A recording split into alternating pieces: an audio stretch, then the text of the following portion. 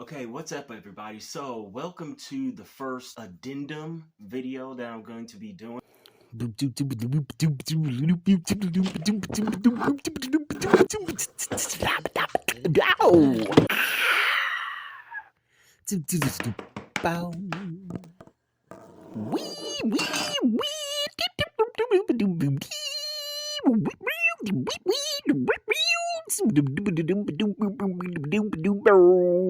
Wow.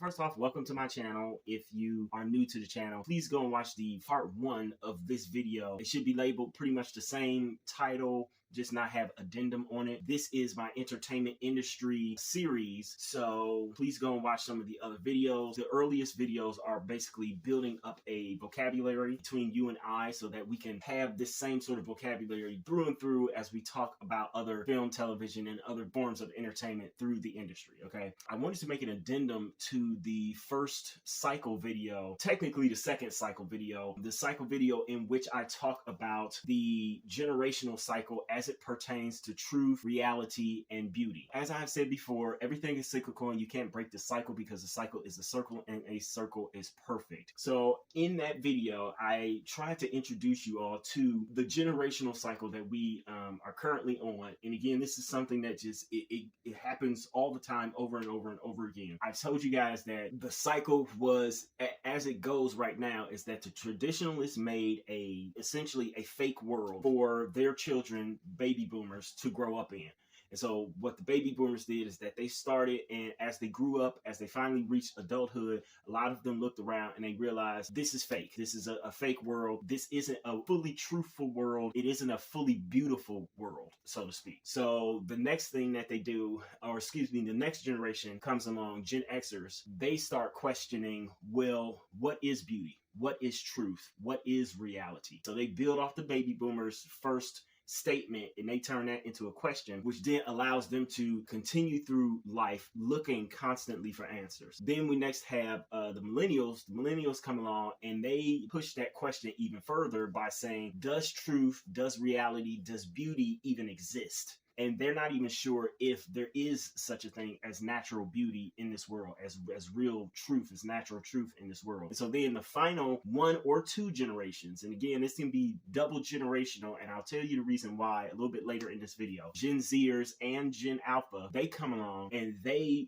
determine, they are the ones to finally answer the question, and they answer it for themselves. They determine that no, true beauty or real beauty or truth and reality don't actually exist. They aren't a natural thing in this world. Therefore, we must create those things. We must make essentially an artificial or fake version of those things. So let me reiterate once again that by telling you what the cycle is, I am not in any way, shape, or form blaming any one generation for their role in the cycle. This is something that just naturally happens. As I said, you can't break the cycle, but you also can't really fight against it. It's not really the fault of any one generation why they think the way that they do. Even though, yes, they are most certainly influenced by the previous generations and things, this is just the cycle. The cycle is bigger than everybody. It's bigger than one generation. It is bigger than one society. It's bigger than one, it's bigger even than civilization. So I also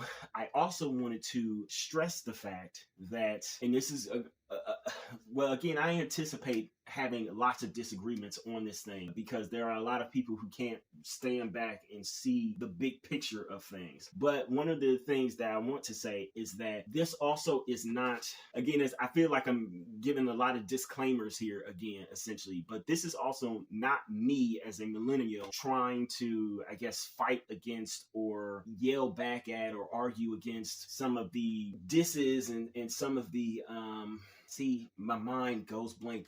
Yet again, I can't stand it. I don't know if it's this room or if it's the time of day. I really don't know. But my mind is kind of going blank a little bit. but some of the, I guess, barbs or criticisms, like, yeah, let's go with criticism. Some of the criticisms lobbed at millennials. This is not necessarily what I'm doing. Again, this is just me describing each one of the generations. And yes, mostly everybody is going to disagree on some aspect of what their generation is and what their generation is described as. Again, this is something that is a subconscious thing that as a generation, people kind of act upon. The first thing that I want to say is that starting with the baby boomer generation, every generation afterwards is a me generation. Millennials have oftentimes been blamed for being a very me generation. Me. It's all about me. When in actuality, baby boomers started that. And so they started the focus on themselves, on me, on a certain level of selfishness, a certain level of self-centeredness. They started that. And then Gen Xers clamped onto that as well. And millennials clamped onto what Gen Xers clamped onto. And so again, it leveled up every single generation. So now we have Gen Zers and Alphas who are, of course, very me driven. I just wanted to make sure that people understood that too, because when talking about the generations today, it is very contentious thing when you start to point the finger at just one generation as being overly selfish or overly self-centered or what have you. Okay, all the generations are. It's just part of the cycle again. So what I want to go back to is that I know that in my initial video and trying to describe this, I didn't really give you good, clear examples of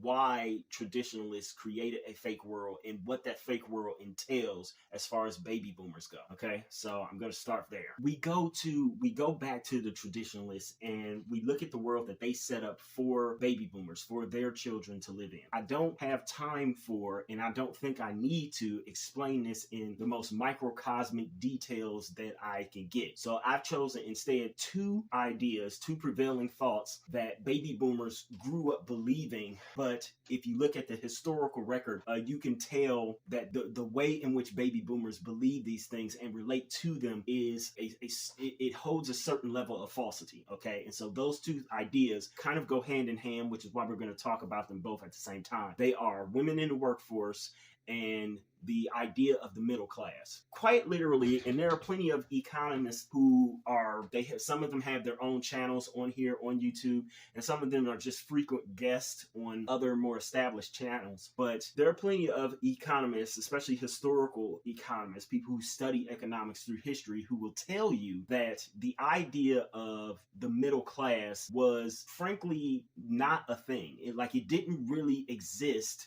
It certainly didn't exist the way it does today, but it didn't really exist even in the way that it did during the time baby boomers were children. It didn't exist before that, before 1945, before the end of World War II. What you really had when you looked at the class designations is that you had three classes. Now you have more than that, but you had three classes. So first you had the wealthy. Obviously, the wealthy have always been the same. The wealthy class is the wealthy class is the wealthy class. They're the ones who can buy everything. They're the ones who are generally worth over $1 million. They're the ones who have enough money in the bank to both own massive assets and tend to have enough money in the bank or are liquid enough to go out and buy more massive assets. So it's like, yeah, they own a house, but they could easily go out and buy another one today or tomorrow or, few weeks down the road. They are not hurting financially. Then you had, on the reverse end, of course, you had the poor or the poverty stricken. The poor or the poverty stricken were essentially people who not only did they not have money, but they generally did not have enough money to cover the debts that they already had. So in other words, poor people were quite literally already in the hole, regardless of how much money they may have made on a job that they might have had.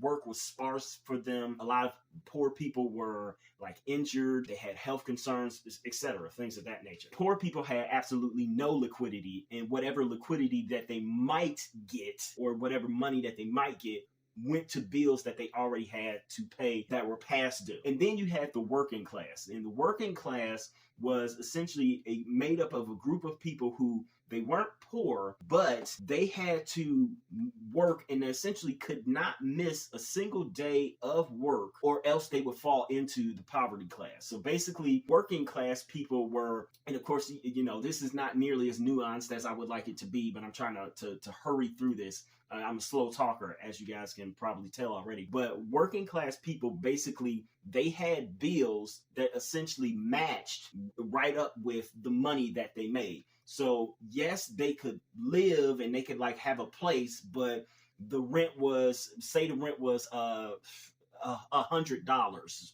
per month. Well, they made literally only $100 plus whatever money they needed to make to pay for food. They made pretty much that exact amount every single month. Okay, so there was pretty much almost no wiggle room in their budget. So then FDR comes along, and he has a very socialist mindset. And what he is that I believe he's a Democrat. What he comes in with is that he comes in with this super socialist mindset. And he basically says that, listen, the whole foundation of society exists because we as humans signed up for this thing that says we can do better if we're together. And so society does technically owe the individual something, because the individual is sacrificing in order to be in this society, in order to better not just themselves, but more importantly, to better all these other people. So if we're going to ask people, individuals, to sacrifice of themselves in order to better other people who they don't even know, then we owe them something. And so he starts establishing some things. The biggest thing that comes out of FDR in that time period really is Social Security, which is what we have today. With not only Social Security, but with other changes, trying to raise or trying to create a minimum wage, making sure that the taxes are high on the rich people so that everybody's paying their fair share. All of these things. What they do is that they create a class of people that had never actually existed in history before. Yes, there were other societies that definitely tried to do something like this, and they kind of failed miserably. There were like aristocracies and things of that nature that sort of kind of tried to get there, because they didn't look at these aristocrats as being royalty per se. I mean, the top royalty didn't look at them as that way. It had not really been a thing until post-World War II. And so what the middle class was, is that they were people who, yes, they generally had to work in order to make ends meet. However, they were liquid enough to where they could skip out on a number of days of working, or they could actually be out of work for a period of time and not basically lose their shirt. Okay, so this is where the whole idea of I think it's, God, I forgot what the numbers are, and I know that they've changed in recent years, but I think it used to be that for instance, if you got laid off your job, they wanted you to have, or they would recommend that you had around 6 months of savings, of money saved up, just in case you couldn't find another job in your career path, in your career lane. That was definitively a middle class idea, because if you were working class, you definitely could not have even 6 months. Most of the time, you couldn't even have 6 weeks of money saved up for anything, even emergencies. Baby boomers, with the whole invention of the middle class, the baby boomers were essentially taught as children, all you had to do in order to, I guess, survive or make it in this world is that you had to do 2 things. 1, you had to get a quality education, and then 2, you had to find a good job. And so long as you just stayed there in that good job, then the job essentially would be loyal to you. You could potentially move up, get promotions, things of that nature, and actually advance to where you could make enough money to live comfortably. And that was pretty much it. This they learned as children, which is one of the biggest reasons as to why they still cling to those simpler ideas now as adults. You know, they tell their children all the time, all you have to do is just get a good job. And, most of their children did go to college. They already got this good education, et cetera, et cetera. All you have to do right now is just find a good job and you'll be able to make it. When in reality, that was, for all intents and purposes, that was never how the world actually worked before the traditionalists made this fakeness about the world. And so this is when the women in the workplace comes in. So before Hitler invades, was it Poland? I can't even remember the first country that he invaded right now. It escapes me right now, as do so many things. But before Hitler invades, what happens is that the world goes through this weird thing. The world essentially starts not knowing who or what it is, okay? And so they lose track of their old principles and the old things that used to happen in times past. And so what really happened is that before that period of time of confusion, pretty much everybody worked. Now, granted, the jobs that people worked were very different. They were scaled differently or paid differently according to both race as well as sex or what is now gender. And they were even paid differently sometimes or according to age. But again, when you look at it, it's kind of hard to argue with the historical context of all this stuff. So first off, a lot of baby boomers, even now today, and frankly, a lot of Gen Xers, and well, frankly, people across the board, adults as well as teenagers and stuff, they clam onto this idea that you see across all of like the dating sites, whether it's here on YouTube, dating coaches, or on other social media, as well as the things that you will see on the feminist corners of the web, or on the reverse end of things that you will see on like the men's rights or the red pill corners of the web too. Everybody seems to have clung to this idea that women in the workforce was never really a thing before this new wave feminism. And again, that's not true because of the fact that, for starters, and I mentioned this actually in the first cycle video, I believe, the first wave of feminists were literally working women. They were the first suffragettes, okay? They were women who I believe worked in the textile factories. What essentially happened is that, and I hate to say this because I don't really want to bring race into it this early, but essentially what you got is that when you look throughout most of history, you get a very rich white man's point of view. And so from the rich white man's point of view, he did not want his woman to work. So what happened usually is that rich white women were kind of the only ones who didn't work in society. Next, you did have rich men. They called themselves working, but let's keep it real. I mean, they didn't work all that much either. And of course, their children didn't work either. But when you look at pretty much everybody else worked. Again, the reason why we have child labor laws, which are, some people are trying to repeal or make lighter, is because we even had children working. There should be no world in which you think, oh yeah, they had children working and they allowed them to work, but women, no, they just allowed adult women to sit back on their butts all day and do nothing. Like, no, women oftentimes not only worked in the house, but they also did work outside of the house as well. Almost everybody was poor or they were working class. The whole difference is that the worlds of women and men were kept separate, and women tended to work fewer hours than men because they had to get home and actually, make dinners, tend house, etc., etc. Even more interestingly is that even if you do want to stick to this narrative that, oh, well, women didn't work in nearly the numbers that they do now or that they even did during baby boomers' childhoods, you would still have to contend with the idea that, okay, maybe there weren't as many women who were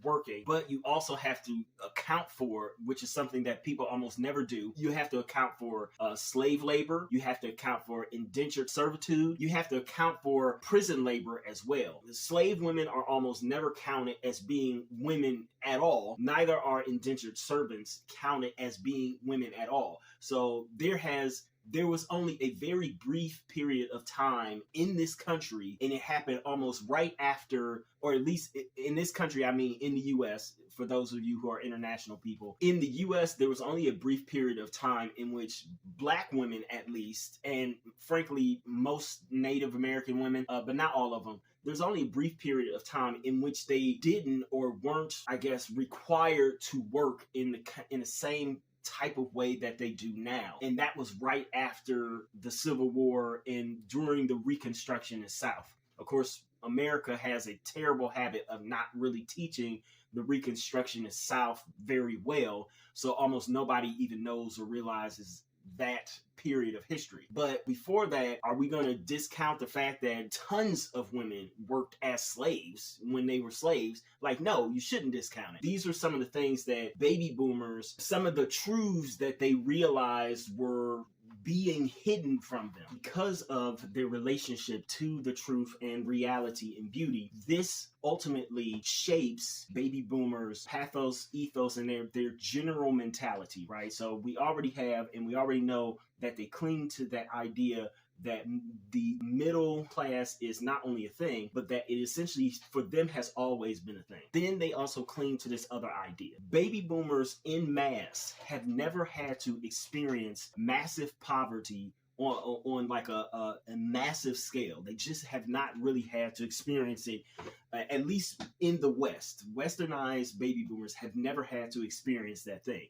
mainly because there was always money to be made. Everything was being built up, especially from their childhoods when the world had to rebuild itself. So looking at where they are now, baby boomers, for all intents and purposes, were and still are probably the most rich or financially successful generation that has ever existed in the world. The amount of money that was passed around between and amongst all of them is an incredible amount of money. There was so much money to be made. They didn't have to become millionaires in order to live a comfortable life. Nowadays, it seems like almost everybody you need to be making $100,000. You need to be a millionaire by a certain age, etc., etc. They had this mindset that true poverty, true massive poverty, is not a thing that could potentially ever happen again, or at least not happen to their children, so long as their children followed in the same footsteps that they did and follow some of the same rules and guidelines. The interesting thing, though, is that don't be fooled by baby boomers and their mentality, because what happened is that because of the fact that the truth was hidden from them, and some of them started to realize this in a very early way, at a very early age. One of their main mentalities is that of paranoia. So when you look at baby boomers and you look at how they interact with the world, especially now today, there's a huge sense of paranoia that circles around almost everything that they do. And this is especially more recognizable now that they are older. A lot of them have retired and things of that nature. They look at the world and they think that, someone or something is always going to be coming for them. Doesn't help that our politicians fuel this flame by saying that, we are potentially going to come for things. They're going to come for your Medicare. They're going to come for your Social Security. They are going to come for your kids or your grandkids or your great-grandkids. This idea of paranoia sort of seeps into almost everything that baby boomers kind of believe and function on. Then you also have this idea of rebellion. So here's the thing. Baby boomers, once they do start looking around the world and they start thinking that this isn't completely true, that this world isn't as beautiful as we thought it was, it's not as real as we thought it was, they start to rebel. And so the reasons why they start to rebel is because most of them are exposed to the truth or reality through one of two things. First, you have the civil rights movement, right? So civil rights is going all the way from the moment people get back from World War II, but it really ramps up during and after the Korean War. And then you also have draft of the Vietnam War. So again, up until then, men specifically were told, listen, all you need to do is go and get a good job, blah, blah, blah, yada, yada, yada. They didn't seem to expect